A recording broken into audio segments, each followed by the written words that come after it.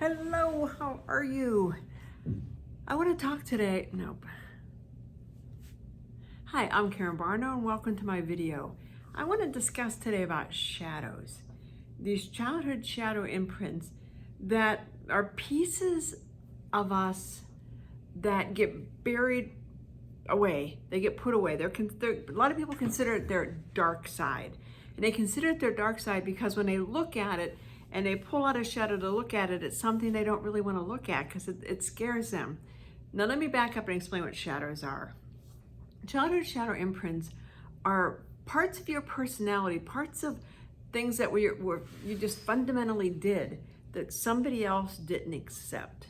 Maybe you were a talker and people are always like, why don't you just quit talking? You never have anything to say. So all of a sudden now you're very quiet. You're a very quiet person because you buried that away. Or where you're always going to be fat. You have the fat gene and you're always just going to be fat. So throughout your life, you're fat because you've been told you have the fat gene.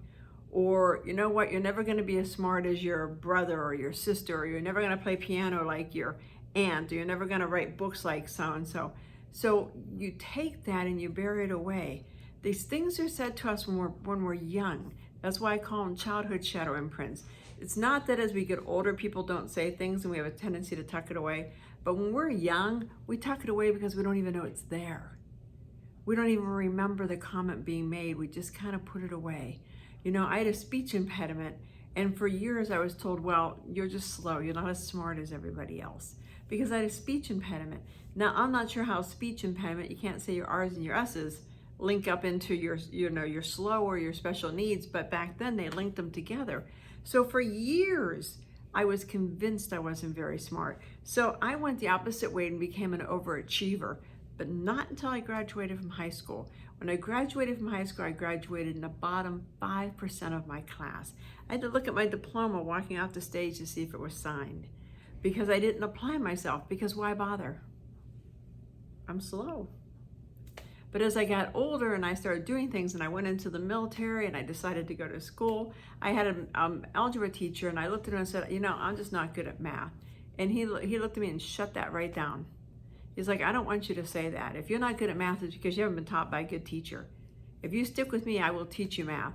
I walked out of his class with an A. That was a shadow, but I didn't know what shadows were back then. So it's whenever all of a sudden you get that aha moment and you think, wow. Now, how do you spot shadows? When you see something in somebody you don't like, that's a shadow being reflected back to you. But also, if you see something in somebody else that you like, that is a part of you. So you look at somebody and you think, man, she is so good speaking on stage and always coiffed and so professional. That's a part of you. It's how our mind recognizes our good and our bad, or what we perceive as good as bad and bad. How you're made is how you're made. You're made as perfection. But it's everybody around you that didn't accept you. I was always a talker. I'm still a talker. I was always acting out dramas, always doing acting, you know, putting plays on. And it would drive my mom crazy. And I was always writing. And she was always like, you're never going to make money doing that. The only way you're going to make money is if you go to school and you're smart. But they wouldn't pay to send me to college because they didn't think I was very smart.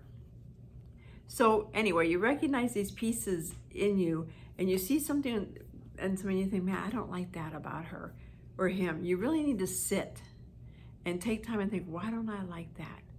What is the universe showing me? And then when you look at it and you think, well, you know, she thinks she's so it. Then you need to look and say, okay, why does that bother you? And then you just start whittling away what you're hearing in your mind. Usually the first thing that pops in is what your truth is, and sometimes you don't want to hear it. But anytime you're looking for a shadow, anytime you're looking for an explanation of why you are like you are, it's a shadow. Sit with it and ask yourself, what am I supposed to see? Write, free write. Some people, you know, they just free write all kinds of stuff and then they go back and read it. Others just sit and meditate. You know, I sit and I ask the universe, please show me what I'm missing here. What is it about?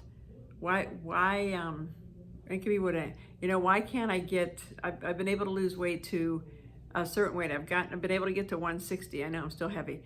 and I can't get past 160. So I have to ask myself, what's the shadow? Why? There's something sitting there that as soon as I get to that weight, I stop. That's how you recognize the shadow, and just sit with it. If you need help healing it, please call on me. I'd be happy to help you. I'm going to start doing some coaching because I have so many people calling and asking me about shadows. I'm putting together an online course because throughout my life, every time I've healed a shadow, every time I've healed something, I found the gold locked away. You know, when I was criticized for always talking and being a performer, you know, here I am, I love to do videos, I've written a couple books. So what I had buried away for all those years and became this black and white person and lived in this non-creative world really wasn't truly who I was.